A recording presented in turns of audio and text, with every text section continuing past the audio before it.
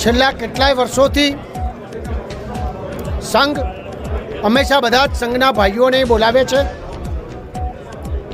એની સાથે સાથે અધિકારીશ્રીઓને બોલાવે છે, પદાધિકારીશ્રીઓને બોલાવે છે અને એક અદ્ભુત વ્યવસ્થા કરે છે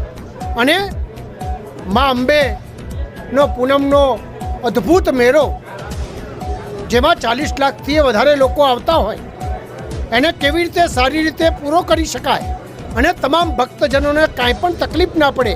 એ પ્રકારની વ્યવસ્થાની મિટિંગ આજે થઈ. મિટિંગની અંદર સંઘના ભાઈઓએ એટલી બધી અદ્ભુત ખાતરી આપી કે મને એમ થયું કે હું ખરેખર દિલથી એમને બિરદાવું, અભિનંદન આપું કે આટલા વર્ષોથી કેવી રીતે વ્યવસ્થામાં સરકાર સાથે રહીને, પદાધિકારીઓ સાથે રહીને કેવી રીતે સંઘ શિસ્તબદ્ધ કામ કરે એ પ્રકારની વાત કરી. અમારા અધિકારીશ્રીઓએ, કલેક્ટરશ્રી અને એમની ટીમ, એસપીશ્રી અને એમની ટીમ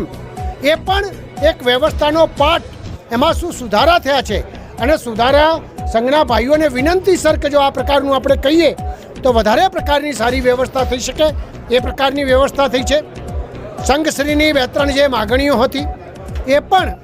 કે ભાઈ થોડા વાહનો વધે, થોડી વ્યવસ્થા વધે, તો મને લાગે છે કે સ્વચ્છતા બાબતમાં 750 ભાઈઓ જે કામ કરતા હતા એના બદલાની અંદર આપણે એના ઉપર ભાર મૂકીને 1500થી વધારે લોકો કામ ખડે પગે કરે અને 60 કિલોમીટરનો એરિયા આખો કવર કર્યો છે. વાહનોમાં પણ પોઝિટિવતાથી જોવાય એ પ્રકારની વાતના સૂચનો